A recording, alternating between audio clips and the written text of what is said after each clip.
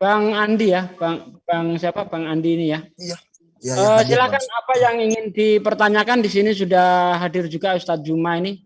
Mm-mm. Kalau perlu tanyakan soal Islam Kristen nggak apa-apa, kita siap menjawab kok. Iya, Insya iya, Allah. iya. Iya, iya. Selamat datang buat teman-teman semua di sini. Salam kenal. Jadi mungkin saya balik lagi ke masalah dosa ya, Bang Suki ya, ke masalah Ya, dosa itu. Pernah saya cari-cari tahu gitu kan, apa aja sih tingkatan dosa di dalam agama Islam itu, terus bagaimana hukumannya. Dan pas saya cari itu ternyata banyak, banyak bang, banyak banget, dan hukumannya itu pun berbeda-beda gitu ya. Nah yang bikin saya tertarik ya itu gitu loh. Ini dosa ini hukumannya seperti ini, dosa ini hukumannya seperti ini gitu loh. Nah jadi menurut saya, sekali lagi saya minta maaf, bukan saya nggak ada maksud menistakan agama manapun, terlebih lagi agama saya sendiri. Sekarang saya tidak menistakan itu, tapi yang saya baca di Muslim, menurut saya, oh ini kok terkesan lebih adil ya. Itu yang pengen saya sampaikan, kok ini lebih adil gitu loh. Terus perbuatan baik apa kayak begini balasannya ini. Terus sampai saya pernah tanya surga, saya tanya sama Bang Zion kalau nggak salah, Bang Zion, kita sama nggak sih di kan kita sama-sama manusia nih, tapi kalau untuk umat muslim surganya sama nggak sih sama yang kalian imani sebagai nabi? Oh beda itu. Oh gitu. Pas saya tahu ya emang benar, mungkin kadar ibadahnya pun umat-umat Islam biasa sama nabinya pun beda ya, mungkin tingkatan surganya lebih tinggi. Nah itu jauh lebih fair gitu dibandingkan kalau di kepercayaan saya itu ya surga tok gitu kan. Mau itu saya orang biasa, mau itu pemimpin, mau itu rasul-rasul kayak Paulus, Petrus segala macam ya tok. Terus orang berbuat baik sedikit masuk surga, orang berbuat baik banyak masuk surga, surganya sama. Ya saya mikir bodohnya, ya mendingan saya nggak usah capek-capek berbuat baik dong. Udah aja berbuat baik sedikit kok sama kok di surga, ketemu-ketemu juga. Itu seperti itu sih. Nah terus pernah lagi saya diskusi sama teman-teman itu masalah, katanya di Islam itu sebentar Bang, biar ah, ditanggapi satu-satu dulu Bang ya. oh iya ya, boleh boleh boleh, mangga mangga. Terkait dosa ya. Ke Aki Juma, silakan Aki Juma. Ini terkait dosa dan surga lah intinya itu. Monggo Aki Juma, apa dol? Aki Juma. Baik, baik, aku datang. Baik, ya, makasih banyak. Awal dari saya, ya, perkenalkan dulu, nama saya Bang Zuma, salah satu murid yang ada di ZZZ ini. Salam kenal kepada saudara saya, ya. Salam kenal juga Bang Cima. Iya, iya, bahwa agama yang dibawa oleh para nabi itu memang hanya diperuntukkan kepada mereka yang berhati lembut, kepada mereka yang memiliki keinginan untuk membuka diri mengenal agama Allah lebih jauh. Mau Islam, mau Hindu, mau Buddha, ketika hati mereka dilembutkan dengan mendudukkan wahyu Allah dan akal itu sebagai panduan dalam kehidupan, insya Allah, maka akan dituntun kemudian menuju keridaan pencipta langit dan bumi. Nah, pertanyaan yang unik menurut saya, ya, di mana hampir mayoritas di dalam kehidupan sahabat kita Kristen tidak ada satupun yang mau bertanya tentang dosa. Yang mereka telan kemudian adalah dosa adalah maut, dosa telah masuk ke dalam dunia, menjalar sampai ke seluruh anak keturunan Adam. Itu yang mereka tahu. Tanpa mereka memahami lebih jauh apa sih dosa itu. Dan bagaimana kemudian, ya, dosa itu bisa dihilangkan di dalam kehidupan manusia orang per orang. Bukan kemudian perbuatan orang lain, lalu dinisbahkan kepada bukan yang melakukan. Begitupun sebaliknya. Nah, di dalam pengajaran Islam, kata dosa ini sendiri biasa diperkenalkan dengan kata junahun, yang maknanya adalah pelanggaran aturan atau norma-norma. Itu diterangkan di dalam surah An-Nur misalnya ya. Dalam surah An-Nur ayat 29 yang terkait dengan kaidah dosa yang saya sebutkan sebagai pelanggaran terhadap aturan. Jadi ketika Allah atau Tuhan yang kita kenal memberikan sebuah petunjuk ke dalam kehidupan kita selaku makhluk yang dicipta dalam bentuk fi aksani takwim, dalam bentuk sempurna, lalu kemudian aturan itu kita langgar, maka itulah yang disebut dosa. Al-Quran menerangkan dalam surah An-Nur yang saya maksud, bismillahirrahmanirrahim, laisa alaikum junahun an tadkhulu buyutan ghaira maskunah fiha mata'ul lakum wallahu ya'lamu ma tubduna wa ma taktumun. Tidak ada dosa atasmu memasuki rumah yang tidak dihuni, yang di dalamnya ada kepentingan kamu. Allah mengetahui apa yang kamu nyatakan dan apa yang kamu sembunyikan. Coba. Kenapa saya mengambil ayat ini? Ini berbicara mengenai ternyata unsur etika perbuatan itu juga bisa melahirkan sebuah pelanggaran. Jadi selalu berimbas kepada niatan seseorang. Jadi bukan dosa itu dikarenakan karena adanya sesuatu yang sifatnya sudah baku dari sana. Contoh misalnya karena pelanggaran seseorang, maka semua orang mendapatkan imbas daripada kesalahan itu. Ketika kita melihat ayat ini, laisa alaikum junahun an tadkhulu buyutan ghaira maskunah fiha dikatakan oleh Allah mata'ul lakum. Tidak ada dosa atasmu, tidak ada pelanggaran atasmu, tidak ada kaidah-kaidah atasmu ya yang kamu langgar ketika kamu memasuki rumah yang tidak dihuni, yang di dalamnya ada kepentingan kamu. Artinya bahwa ketika Al-Quran menjelaskan ayat ini terkait dengan etika memasuki rumah yang berpenghuni pada ayat-ayat sebelum Al-Quran ini, sebelum ayat Al-Quran ini. Artinya apa? Ketika seseorang itu memasuki rumah yang di dalamnya kita tidak memiliki kepentingan yang sifatnya adalah hal kemaslahatan umat, ya, atau dalam hal kemudian mendapatkan perlindungan, maka itu dihitung dosa. Artinya pelanggaran. Di sini Allah mengurai sebuah makna, menguraikan sebuah etika di dalam memasuki rumah yang tidak berpenghuni atau bangunan yang disediakan untuk umum. Tidak ada dosa atasmu memasuki rumah yang tidak dihuni, yang tidak dibuat untuk tempat tinggal pribadi secara tetap. Seperti rumah ibadah, kedai, pasar, kemudian masjid, dan seterusnya. Ini yang digambarkan di Al-Quran. Artinya dosa itu ada ketika orang itu melanggar sebuah aturan yang sudah ditentukan. Nah, sekarang gini, Kristen dan juga Islam ketika berbicara mengenai dosa, maka pemikiran kita sebagai orang yang Kristen misalnya, itu akan tertuju kepada satu oknum, Adam. Selalu larinya ke sana, selalu larinya ke sana. Padahal etika daripada konsep daripada dosa itu sudah dijabarkan di dalam Bible, sudah dijabarkan di dalam Al-Quran. Ketika ada aturan main, jangan engkau makan babi. Dilanggar, itu dosa. Ya, saya kira jelas di situ. Lalu kemudian, bagaimana cara daripada menghapuskan dosa itu? Kalau Al-Quran menjelaskan dengan cara bertaubat. Bible juga menjelaskan dengan cara seperti itu. Jadi tidak kemudian mengorbankan jiwa manusia untuk menebus kesalahan yang dilakukan. Itu tidak digambarkan oleh Allah. Di Al-Quran itu tidak ada, kemudian di dalam Bible pun tidak diterangkan hal yang sama. Nah, maka muncul pertanyaan, dari mana pemahaman tentang dosa ini ya, yang dianut mayoritas daripada penduduk dunia yang saya katakan manusia. Mayoritas dari mereka memahamkan tentang konsep dosa asal dari mana ilmunya.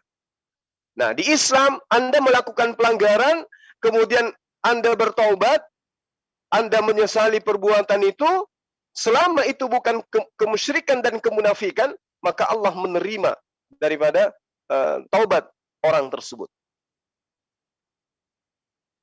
Jadi tidak perlu ada kemudian jadi korban di sana. Layaknya di kitab sahabat saya ya, saya minta maaf saya harus mengatakan itu. Bagaimana kemudian orang dikatakan bahwa ketika kita percaya di Roma 10 nomor 9, kita percaya bahwa Nabi Allah yang datang kepada Bani Israel itu adalah Tuhan, diimani sepenuh hati, maka dia diselamatkan. Nah, sementara konsep yang diajarkan oleh para nabi, bertobat, bertobat, kiamat sudah dekat. Poinnya bertobat, bertobat, kiamat selalu sudah dekat. Kenapa selalu dikatakan bertobat? Karena kita manusia cenderung kepada dosa. Nah, itulah saya tambahkan di dalam ajaran agama Islam bahwa koridor yang diatur oleh Allah, hal yang terkait dengan haram, halal, makruh, mubah, sunnah, wajib dan semuanya itu sudah diterapkan oleh Allah di dalam Al-Quran dan sunnah Rasulullah. Tapi kenapa umat Islam itu senantiasa selalu meminta? Ya, tunjukkanlah kami kepada jalan yang lurus. Tunjukkanlah kami kepada jalan yang lurus. Apakah jalannya sudah jalannya itu tidak ditemukan? Sudah ditemukan. Orang sudah tahu minuman khamar itu haram. Orang sudah tahu zina itu haram. Orang sudah tahu mencuri itu haram. Tapi toh mereka masih melakukan pelanggaran. Nah, itulah maksudnya tunjukilah kami dalam jalan yang lurus. Artinya berilah kami sikap istiqomah, berilah kami hati yang tenang, hati yang lapang, hati yang luwes, hati yang lembut untuk menerima hukum-hukum yang aturan-aturan yang engkau tetapkan di dalam pengajaran agama. Makanya Nabi Musa alaihissalam di dalam Ulangan 11 nomor 1 menerangkan bahwa kasih setiamu kepada Allah adalah dengan menjalankan segala ketetapan, hukum-hukum, aturan-aturan, maka engkaulah orang yang benar dan engkau akan mendapatkan kasih. Demikian firman Tuhan. Jadi jelas itu kaidahnya. Saya kira begitu, sekedar tambahan dari saya. Oke, terima kasih Akhi Juma. Bang Andi, gimana? Mau dilanjut lagi? Ya terima kasih Bang Jo, penjelasannya lumayan cukup jelas, tapi emang belum terlalu ngerti sih saya. Cuman ada yang mau saya tanya ini Bang Juma, terkait dosa ya. Saya pernah baca katanya kan dosa yang tidak diampuni itu syirik ya. Nah, sedangkan satu sisi ada yang berkata Allah itu Maha Pengampun. Nah, yang mau saya tanyakan, ada nggak sih kesempatan orang yang syirik itu untuk mendapat pengampunan dari Allah di dalam Islam? Iya. Berbicara mengenai kesyirikan, sebenarnya begini. Syirik itu adalah orang yang mengetahui bahwa Allah itu Tuhan. Tidak ada Tuhan selain Allah. Akan tetapi, oleh karena dia menginginkan kehidupan duniawi, maka dia kemudian mengikuti syahwatnya. Orang yang mengikuti syahwatnya kemudian inilah mereka menganggap ada sesuatu yang bisa mendatangkan kebaikan, bisa mendatangkan sesuatu yang diinginkan selain daripada Allah. Nah, itu yang kemudian saya ingin sampaikan kepada saudara. Jadi terkait dengan syirik, orang kalau bertaubatan nasuha, dia tidak mati dalam kesyirikan, maka itu diterima. Yang penting dia betul-betul nasuha. Sama dengan orang kafir itu. Allah menerangkan innal ladzina kafaru ba'da imanihim tsummasdadu kufran lam tuqbala taubatuhum wa ulaika humud dhalun. Sesungguhnya orang-orang kafir setelah beriman kemudian bertambah kekafirannya, tidak akan diterima tobatnya dan mereka itu orang-orang yang sesat. Kalau mereka itu kemudian tidak meninggalkan apa yang menjadikan mereka itu kafir di hadapan Allah. Karena kenapa diterangkan juga di dalam surah An-Nisa ayat 137, innalladzina amanu tsumma kafaru tsumma amanu tsumma kafaru. Nah, tsumma kafaru ini ketika bertambah kekafirannya barulah kemudian Allah butakan hati mereka. Tidak diampuni, tidak dibukakan pintu taubat kepada mereka. Nah, kalau orang yang musyrik dan masih menginginkan dirinya untuk kembali kepada Allah, tentu Allah akan berikan jalan untuk menuju ke sana. Tapi kalau dia tetap mati dalam kemusyrikannya, tanpa bertaubat dengan taubatan nasuha, maka dia akan kekal di dalam neraka. Saya kira begitu dari saya. Mungkin ada teman yang lain yang bisa menambahkan. Silakan. Saya tambah Gurunda. Monggo Satata. Iya. Jadi memang kadang-kadang orang itu memakai ayat yang ada bahwa Allah tidak akan memaafkan syirik. Ternyata kemarin saya dengan Ustaz Sugi juga udah Kita cari dengan tafsirannya, ternyata enggak seperti itu ya. Itu yang tidak dimaafkan, itu memang mereka itu cuma munafik. Di mulutnya bertobat padahal enggak, itu berarti dia tetap dalam kesirikan yang tidak akan dimaafkan oleh Allah. Nah, pada intinya dalam Islam itu umatnya Nabi Muhammad diberi keistimewaan, yaitu kalau umat-umat terdahulu bersalah, kebanyakan oleh Allah langsung dihukum. Tapi umatnya Nabi Muhammad enggak. Dosa sebesar apapun itu, umatnya Nabi Muhammad oleh Allah diberi kesempatan untuk bertobat. Bahkan batasnya sampai malam yugorgir, sampai nyawa di tenggorokan. Maksud sudah mau dicabut, dia mau bertobat, tidak bisa sudah. Ibaratkan Fir'aun itu ya. Fir'aun itu udah tenggelam mau mati, ya Allah saya beriman kepada Tuhannya Israel gitu. Kenapa tidak diterima? Ya karena memang udah mau mati kok. Ya. Nah sampai itu batasnya. Kedua, sampai matahari terbenam dari barat, berarti kiamat. Dua itu. Selagi kita masih sehat, ya maka dosa apapun ayo kembali kepada Allah. Diterima oleh Allah. Karena Allah itu Ghafur itu. Kapan dikoreksi sedikit. Antum bilang matahari terbenam di barat. Matahari terbit dari barat. Oh iya ya. Iya ya. Terbit dari barat ya. Maksudnya kiamat kan ada hadis itu ya. Nah, itu diantaranya matahari itu terbit dari barat. Dua itu. Selagi matahari masih terbit dari timur dan nyawa kita masih sehat kayak gini, terus dosa apapun ayo kembali kepada Allah. Diterima. Karena sifatnya Allah tuh Ghafur. Ghafur itu kalau dalam Nahwu Syarab itu terus menerus ada itu. Maksudnya Allah tuh Maha Pemaaf itu tidak terbatas gitu. Gitu. Mungkin itu silakan untuk Ustaz Sugi atau siapa. Mantap. Ya, sudah cukup ya keterangannya guruku berdua bahwa dosa syirik itu diampuni ketika dia belum meninggal ya. Masih ada kesempatan untuk tobat, itu masih diampuni. Tapi kalau sudah mati, nyawa sudah di tenggorokan atau matahari sudah terbit dari barat, itu dosa seperti itu sudah tidak diampuni. Tapi dosa lainnya insya Allah diampuni. Begitu ya, Tad ya. Oke. Silakan yang lainnya, monggo Mas.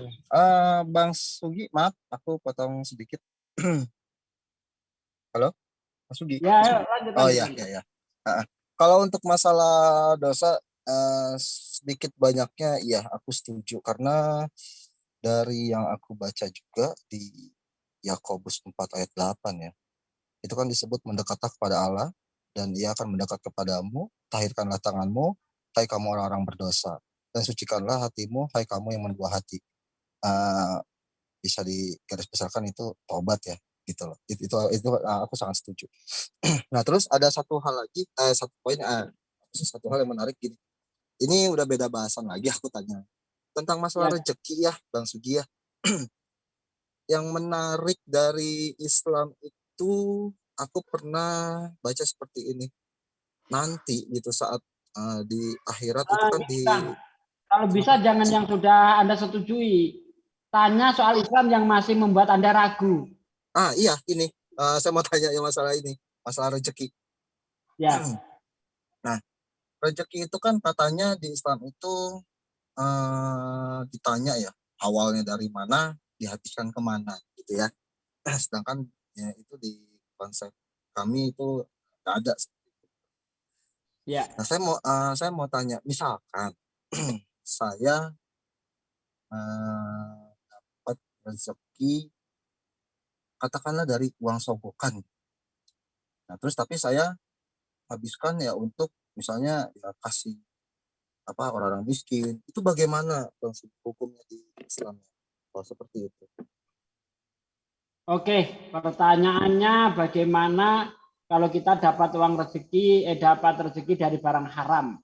Apakah bisa ini digunakan untuk beramal? Intinya begitu ya? Iya. Oke, monggo Akhi Juma atau Ustaz Tahta duluan yang mau menanggapi. Siapa dulu? Silakan deh. Guru Nda Juma atau? Silakan dulu, silakan. Kalau ini saya hanya bisa membacakan surah Al-Baqarah ayat 188. Silakan deh, lanjut. Ya, jadi dalam Islam itu kita kalau dalam Al-Qur'an itu mau makan ya, mau rezeki cari yang halal. Dan perkara yang haram itu tidak bisa kita rubah dengan perkara yang baik. Misalnya uang itu haram. Mau di untuk sedekah itu tidak bisa. Makanya kata ulama fikih itu, orang yang bersedekah pakai uang haram, ibaratkan permen. Permen itu kan bungkusannya itu bagus, tapi dalamnya tai ayam, ibaratkan gitu. Sehingga sebenarnya nggak bisa. Nah, kalau masalah haram itu ya gini, pokoknya di dalam Islam itu ada hakullah, hakul adami. Dosa kepada Allah, tobat kepada Allah.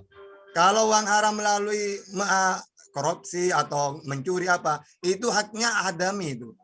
Harus kita minta halalnya. Selesaikan. Tapi intinya untuk dibuat baik itu gak bisa. Jadi jangan sampai ada alasan saya memang melakukan dosa banyak, tapi saya sudoko juga. Gak boleh. Karena kalau ini diperbolehkan bahaya nanti. Ya seakan-akan bisa apa ya dihelah kalau dalam fikih itu. Maksud kita bebas melakukan apapun, yang penting berbuat baik lewat atau sedekah, dibuat kebaikan, bangun masjid, tetap itu nggak bisa sebenarnya, gitu ya. Oke, itu saja dulu mungkin dari saya. Ini Haris Toping ini siapa ya? Haris Toping. Assalamualaikum. Waalaikumsalam. Udah. Monggo Aki Jumah, silakan. Oh, Iya. apa Ustaz? Haris Toping itu saudara kami dai dari Amerika yang sekarang ada di Indonesia, aktivis dakwah juga beliau. Sekarang dakwah di Indonesia. Silakan. Bang Sugi, maaf. Bang Sugi, maaf aku potong dulu sebelum Bang Juma sedikit. Ya. Jadi gini, aku lebih ceritakan aja kasusnya ya. Jadi aku itu kebetulan itu kerja di bagian megang quality control di sebuah pabrik. Nah, jadi di pabrik aku itu bukan pabrik makanan. Nah, tiap makanan itu kan ada bahan bakunya, ya. Nah, untuk penerimaan bahan baku itu kita ada standar. Misalnya kalau batas maksimal untuk yang kejelekan itu yang bahan bakunya jelek 10%. 5%. Kalau lebih dari 5% itu semua kita tolak. Nah, kebetulan beberapa kasus bahan baku itu tidak mencapai lebih 5% yang jeleknya, otomatis itu masih kita terima. Nah, saat itu saya terima dan itu masih masuk kriteria itu barang juga bisa diterima, si supplier ini entah saya juga nggak tahu nyebutnya apa, dia ngasih uang tuh ke saya gitu ya. Nah, itu saya pengen tanya, di dalam Islam itu seperti itu termasuk sogokan atau tidak ya?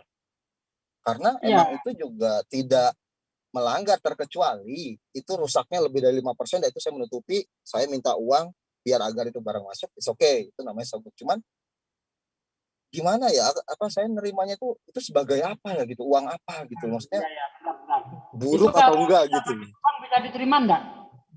Kenapa? Kalau enggak ngasih uang bisa diterima enggak? Oh bisa karena itu masih masuk kategori standar. Itu Berarti tidak dia lagi. jatuhnya ke bonus itu, Bang. Tunggu dulu. Jadi tujuan dia ngasih uang untuk apa? Supaya diterima. Ya saya sih enggak. Jadi gini, selama itu di bawah 5% kerusakannya itu masih saya terima. Gitu loh. Nah, tapi kalau di atas 5% itu pasti saya tolak. Nah, tapi seringnya tuh ya di bawah 5%, kadang 4,5 gitu. Nah, dia ngasih ke saya dengan, Pak, ini ada berkatnya, ada berkat. Cuman saya agak gimana ya, pertama saya takut ketahuan, terus kedua pas saya telah baca-baca di dari agama Islam, waduh, saya bilang ini awal sama akhir ditanya ini nanti nih gitu kan. Agak jadi ragu juga gitu. Kalau tujuannya bentar ya, kalau tujuannya uang itu untuk melicinkan supaya lolos, ya itu sogok, Bang. Itu sogok. Apalagi Anda tadi mengatakan bahwa takut ketahuan, ya jelas ini sogok. Uang nyogok itu tidak boleh di dalam Islam. Begitu Aki Juma, monggo dilanjut. Ya pokoknya kalau itu masuk ke sogok, maka dalam hadis itu menyogok dengan yang disogok finnar, neraka gitu nanti. Maka ini tentukan dulu kira-kira masuk nyogok apa enggak gitu aja ya. Oh, boleh jelas sedikit, nambahin sedikit, tanggapi sedikit. Tadi kan saudara kita mengatakan karena dia walaupun tidak ngasih uang tersebut, dia tuh lolos, barangnya lolos. Jadi bukan pelicin, bukan sogok. Itu kalau di Amerika kita kenal sebagai gratuity atau tip. Ya, Sebagai bonus rasa itu terima bonus. kasih. Bonus kata Ustadz Juma Hmm. itu bonus, rasa terima kasih, bisa sodako. Sama kalau kita makan di restoran atau apa, diservis dengan baik, bayarnya misalkan 25.000, kita kasih 40.000, 30 atau uang lebih, atau kita itu sebagai rasa terima kasih atau kita bersyukur gitu. Nah, kalau itu begitu enggak termasuk tidak sogok. Cuma tadi termasuk kok sogok, aku bukan takut sogok. ketahuan ini tadi yang masih mengganjal Nah, ini. karena tidak biasa itu terjadi di tempat itu, biasanya takut menimbulkan fitnah, nanti dikiranya itu adalah uang suap. Nah, gitu. Tapi sebaiknya itu ditanyakan kenapa dikasih supaya itu clear. Ah, ya betul. Ya, Oh, jadi oke lah. ada ijab kabulnya itu istilahnya. Makasih. Oke, begitu kalau saja. itu aku udah ngerti. Cuman satu lagi nih, aku mau penasaran, aku mau tanya sama Bang Zuma. Yang kemarin juga aku nanya ke Bang Zion itu belum terjawab. Bukan belum terjawab, udah jawab, cuman aku kayaknya kurang puas. Begini, Bang Zuma, dari Ya. sekian banyak nabi yang diimani para umat Islam, kenapa ya cuma Nabi Muhammad aja gitu loh yang belakangnya tuh SAW? Nah, sisanya itu apa kata Bang Zion tuh AS ya kalau nggak salah ya. Bang Zion bilang kayak gitu. Nah, kenapa cuma Nabi Muhammad aja yang SAW gitu, dan itu bisa nggak tolong dijelasin kenapa dia beda sendiri? Terus kalau mudah-mudahan syukur-syukur Bang Juma bisa tunjukin itu tertulis di mana gitu. Mangga Bang Juma, makasih. Mangga Bang Juma, saya mau maghrib dulu. Silahkan dilanjut. Iya. Mungkin teman yang muslim lainnya bisa? Saya Gurunda. Silakan. Ya. Jadi memang kalau kita pakai dalil secara umum, wassalamun alal mursalin. Bersolawatlah kamu kepada semua para nabi. Isa alaihi salam, Musa alaihi salam, mulai dari Adam sampai Isa alaihi salam. Karena Rasulullah itu sultanul anbiya, penghulu para nabi, ibaratkan rajanya para nabi, maka solawatnya beda sendiri. Allahumma sholli ala Muhammad. Dan orang yang, makanya kata Rasulullah, celakalah orang yang ketika disebut namaku dia tidak bersolawat.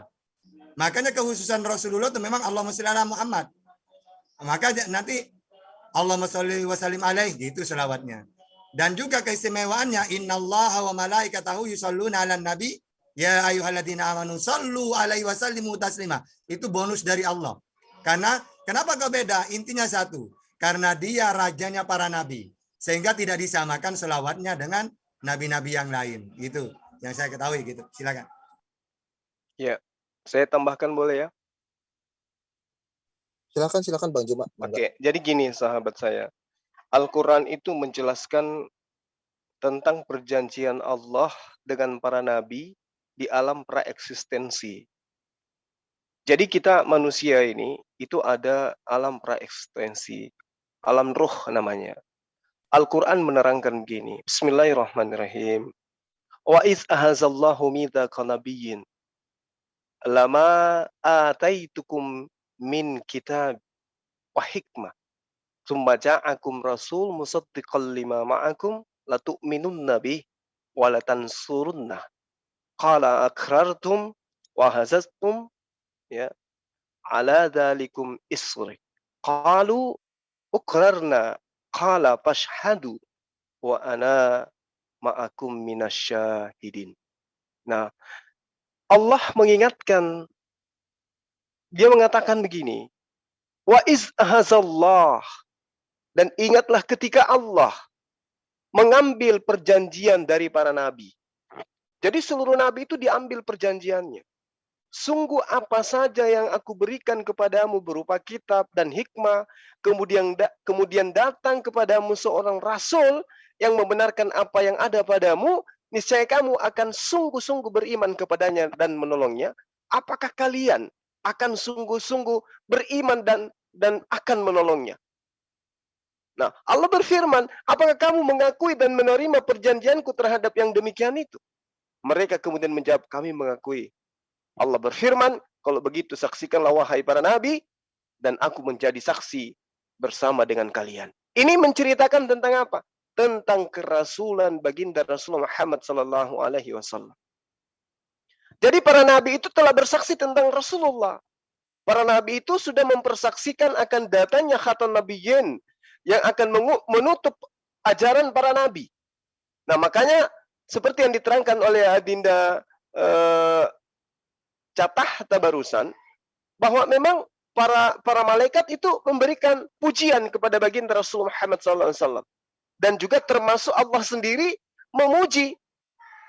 Allah itu memuji hambanya. Allah itu memuji utusannya. Ya. Ketika Allah mengatakan di dalam surah Al-Araf ayat 158 ya, di situ dikatakan Qul ya ayyuhan nas inni rasulullahi ilaikum jami'a. Katakanlah hai manusia, sesungguhnya aku adalah utusan. Katakanlah kepada manusia, hai manusia, sesungguhnya aku adalah utusan Allah kepadamu. Tidak ada nabi yang kemudian diberikan ya diberikan kedudukan yang lebih tinggi dalam hal pengutusan. Hanya baginda Rasulullah Muhammad SAW.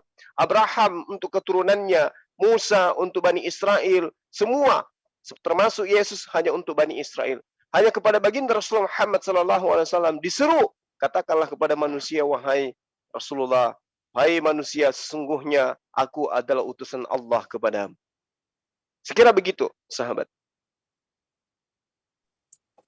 Oke, Bang Juma, terima kasih banyak penjelasannya. Terus Sama-sama. Bang Juma, ini mohon maaf kalau saya ganti-ganti topik, nggak apa-apa ya? Iya, nggak masalah.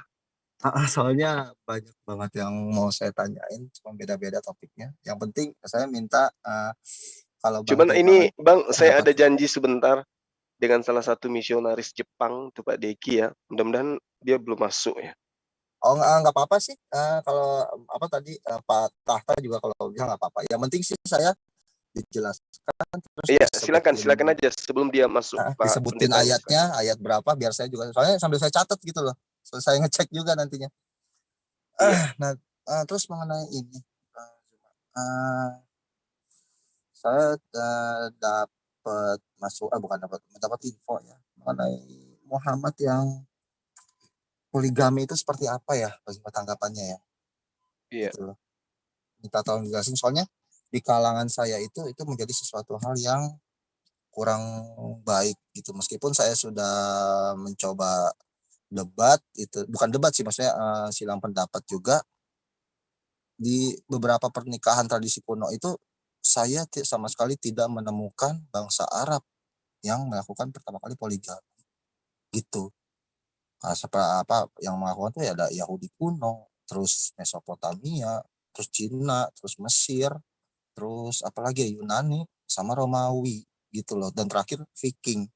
Nah, tapi kenapa Nabi Muhammad itu melakukan itu ya, Bang Jumaya? Terus apa pembenarannya tuh di mana gitu loh untuk melakukan itu? Iya. Gitu, Bang. Coba, terima kasih. Baik. Ini pertanyaan yang sangat menarik ya.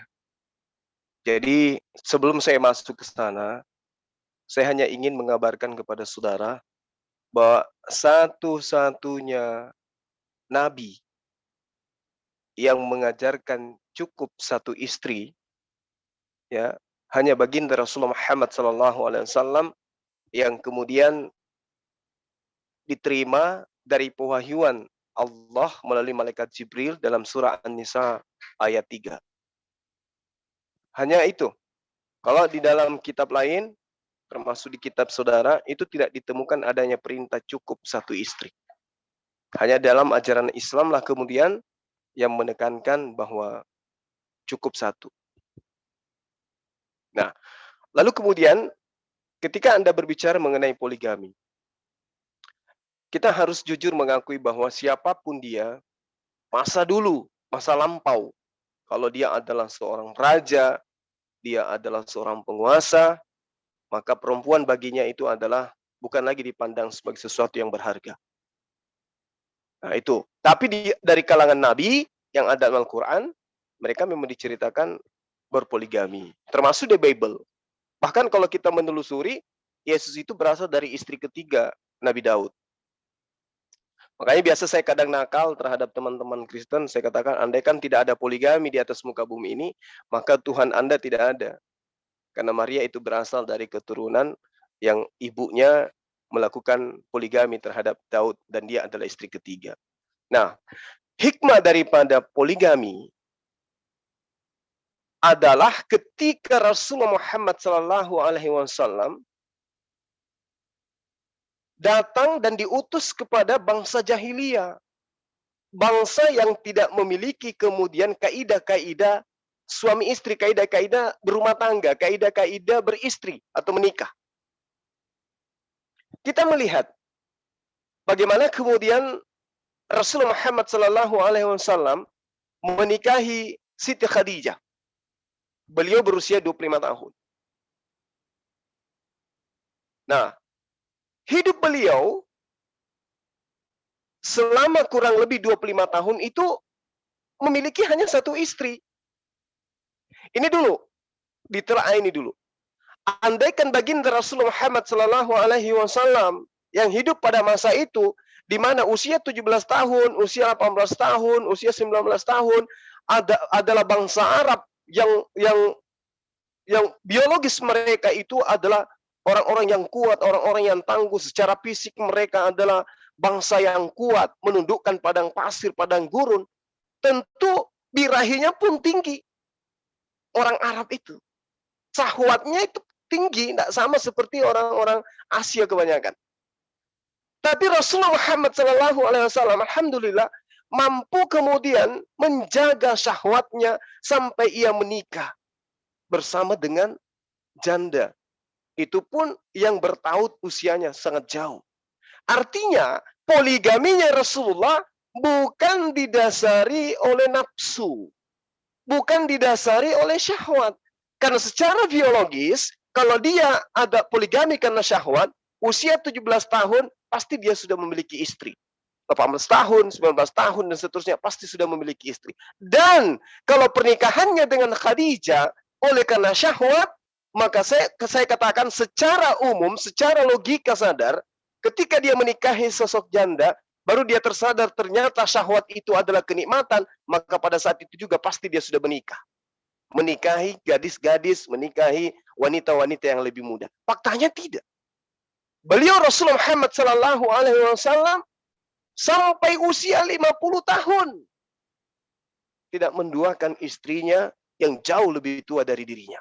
Artinya, tuduhan-tuduhan poligami yang disandarkan pada baginda Rasulullah Muhammad SAW yang muatannya kemudian adalah sesuatu yang buruk, itu tidak benar. Kalau kita cerna dengan akal sehat. Itu yang pertama. Kemudian yang kedua, Rasulullah Muhammad SAW itu berpoligami pada saat Siti Khadijah, orang yang sangat berjasa kepadanya, itu meninggal dunia. Bisa kita lihat bagaimana masa Rasulullah Muhammad SAW ketika berpoligami itu lebih lama ketika, maksud saya lebih lama kemudian dalam kehidupannya satu istri bermonogami ketimbang masa berpoligami. Saat berpoligami pun usia beliau tidak lagi muda. Jadi kalau dikatakan bahwa apa yang dituduhkan orang-orang di luar sana tentang Rasulullah berpoligami karena gila syahwat, tentu beliau akan berpoligami pada usia beliau masih muda.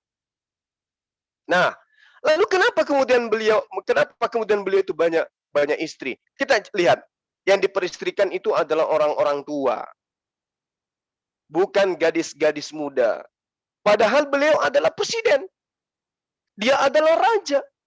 Dia adalah pemimpin negara, pemimpin suatu kelompok yang besar yang berpengaruh. Kenapa dia tidak menikahi gadis-gadis kecil, gadis-gadis muda, gadis-gadis belia? Ya, faktanya justru sebaliknya. Istri-istri baginda hanya Sayyidina Isa alaihissalam yang kemudian perawan, muda. Istri-istrinya yang lain kebanyakan adalah para janda. Nah, kita bandingkan kemudian dengan orang yang berpoligami belakangan atau sebelumnya, ya, itu tidak sama dengan baginda Rasulullah Muhammad SAW. fakta membuktikan bahwa poligami yang dilakukan Rasulullah adalah semata-mata untuk tujuan agung semata, bukan sebagai pelampiasan nafsu. Kenapa kemudian Rasulullah Muhammad SAW menikahi seorang wanita janda yang sudah tua renta, memiliki banyak anak? Apa tujuannya? Untuk merangkul kabilah-kabilah yang ada di sekeliling beliau. Dari suku ini dinikahin, dari suku ini dinikahin. Apa tujuannya? Untuk mendamaikan antara suku satu dengan suku yang lain. Itu salah satu hikmahnya. Hikmah yang lain adalah ketika Rasulullah Muhammad SAW menikahi janda tua agar beliau bisa memapah, mengajarkan kepada wanita tersebut untuk tidak kembali kepada kekafiran. Agar supaya tidak ada hubungan, tidak ada jarak antara Rasulullah Muhammad SAW dengan suku atau kaum, di mana wanita ini adalah wanita yang berpengaruh di kaumnya. Adalah suatu penghargaan bagi kaumnya, bagi golongannya, bagi kelompoknya, bagi sukunya, ketika Nabi Rasul Muhammad SAW yang begitu disegani, yang begitu dihormati, menikah dari kaum mereka. Maka mereka merasa secara emosional, Rasulullah Muhammad SAW adalah orang yang pantas kemudian diikuti dan diteladani dan dilindungi pada masa itu. Nah, itu adalah salah satu beberapa hikmah baginda Rasulullah Muhammad SAW berpoligami. Terakhir, beliau menikahi Siti Aisyah radhiyallahu an, maksud saya ya, radhiyallahu an, dinikahi itu dikarenakan karena petunjuk dari Allah. Kok bisa demikian? Karena satu-satunya wanita yang kemudian menghafalkan ribuan hadits adalah istrinya Siti Aisyah radhiyallahu an. Itu hikmahnya. Kalau kemudian tuduhannya ada sampai kepada pedofil, tentu kita tahu sebagai orang terpelajar korban pedofil itu pasti trauma, pasti kemudian takut. Dan pelaku pedofil pasti bukan hanya satu orang, tapi kepada banyak anak-anak. Nah, banyak kemudian data dalil yang menerangkan bahwa baginda Rasulullah Muhammad SAW itu menikahi Siti Aisyah memang perawan dan usianya antara 17 tahun sampai 19 tahun. Inilah yang saya katakan bahwa hikmahnya adalah Siti Aisyah ketika hadits-hadits yang diriwayatkan itu pasti berbicara mengenai perempuan. Lebih banyak membahas tentang haid, lebih banyak tentang membahas tentang masa kesuburan, lebih banyak membahas tentang wanita. Alat reproduksi manusia. Itu lebih banyak itu, bercerita tentang itu. Itu yang sumber hadisnya itu adalah Siti Aisyah alaihissalam kebanyakan. Itu hikmahnya. Karena Islam itu akan disampaikan kepada khalayak banyak, kepada seluruh umat manusia, dan harus secara sanad disampaikan dari sumber yang benar. Rasulullah kepada istrinya, istrinya kepada muridnya, muridnya kepada sahabatnya, sahabatnya kepada tabi'in, tabi'in kepada tabi'in, sampai kepada penulis hadits. Itu harus punya rentetan yang benar. Bagaimana kemudian Rasulullah Muhammad SAW berbicara mengenai haid pertama bagi wanita? Kalau ternyata istrinya semuanya adalah janda. Jadi itu hikmah, salah satu hikmahnya. Karena orang-orang pada masa itu tidak begitu mudah percaya kepada Rasulullah. Ketika Rasulullah mengatakan, ketika kamu haid, maka yang harus kau hindarkan. Ketika kamu sudah haid, maka ini yang harus kau lakukan. Orang-orang bisa, gimana dia tahu ini? Emang dia pernah lihat yang perawan? Nah, itulah hikmahnya Rasulullah Muhammad SAW diperintahkan oleh Allah menikahi Siti Aisyah. Jadi bukan karena faktor syahwat, bukan karena beliau itu ingin mengumbar syahwatnya, tidak. Satu-satunya kemudian raja yang ada di dalam konsep agama Samawi, ya, yang saya tahu, yang memiliki kekuasaan yang sangat luar biasa dan pengaruh yang sangat luar biasa di dalam pemerintahannya dia, hanya baginda Rasulullah Muhammad SAW yang memiliki istri sedikit.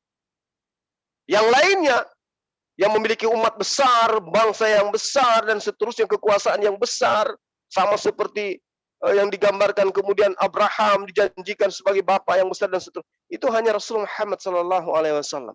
Terkait kalau kita pantau, kita lihat dari sisi ajarannya. Nabi Isa alaihissalam tidak diberitakan secara langsung memiliki istri dan seterusnya, yaitu karena berdasar terhadap ajarannya yang hanya 3 tahun. Pengikutnya pun hanya sedikit. Dan pengaruhnya terhadap bangsa-bangsa sekelilingnya juga nggak ada. Bahkan beliau yang diumbar-umbar sama bangsa di mana dia diutus. Saya kira begitu sahabat, bahwa tuduhan tentang poligami, sekali lagi saya katakan, hanya Al-Quran yang kemudian mengajarkan cukup satu istri. Jika kamu tidak mampu adil, maka cukup satu perempuan saja yang menjadi istrimu. Saya kira begitu, sementara dari saya mungkin dari teman-teman yang lain ada. Yang jelas surah An-Nisa ayat 3, di situ menerangkan, fa'in khiftum alla ta'adilu, apa yang dikatakan? Fawahidah, cukup satu. Hanya di Islam ajaran itu. Silakan Adinda. Oke. Jadi kalau masalah poligami, sebenarnya justru yang adil itu dalam Islam. Karena hanya Islam yang membatasi. Kalau kita pakai selain Islam, maka kita baca Raja-Raja 11:1 itu ratusan bahkan ya. Sehingga 1000 Salomo itu. Nah, Islam datang malah dibatasi 4. Itu pun syarat-syaratnya banyak. Ya, makanya Rasulullah memerintahkan apa? Fawahid di situ memang sulit gitu loh. Dan saat itu orang Arab banyak yang lebih dari 4. Makanya oleh Rasulullah ada yang 10 di zaman itu. Sahabat langsung kata Rasulullah. Sekarang kan dibatasi. Maka pilihlah yang 4, 6 ceraikan. Diceraikan oleh mereka. Nah, jadi poligami itu sudah ada dari dulu tapi tidak terbatas. Nah, Islam datang membatasi sampai 4.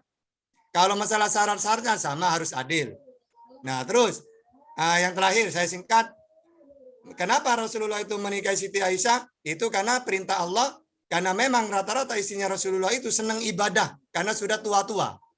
Mereka tidak berani nanya apa-apa, fokus ke ibadah. Akhirnya Allah memerintahkan untuk menikahi Siti Aisyah, seorang gadis yang pasti banyak bertanya. Akhirnya tujuannya demi agama.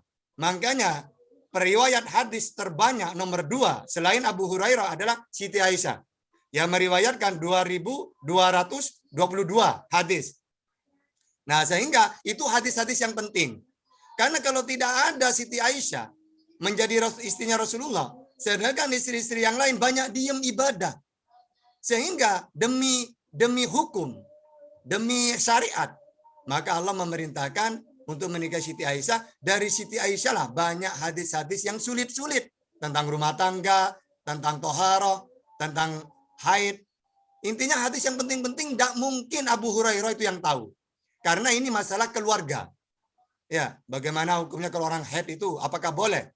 Kalau orang Yahudi kan dibuatin kamar, dipisah tidur. Nah, untuk Islam gimana? Maka pasti hadis-hadis seperti ini dari situ Siti Aisyah. Udah Bapak ila faqol izar. Boleh tetap tidur bareng asalkan jangan bersetubuh. Nah, hadis-hadis seperti itu kan penting. Tidak mungkin Abu Hurairah itu tahu seperti itu. Atau Abu Bakar, Umar, Utsman. Karena beliau tidak serumah. Begitu juga tidak mungkin orang-orang istri Rasulullah selain Siti Aisyah. Karena mereka banyak ibadah. Tidak sempat nanya-nanya tentang kayak gituan. Sehingga oleh Allah diperintahkan untuk menikahi Siti Aisyah yang masih muda, yang cerdas, banyak bertanya, akhirnya riwayat hadis dari beliau yang banyak. Hadis yang penting-penting. Gitu ya. Oke, silakan.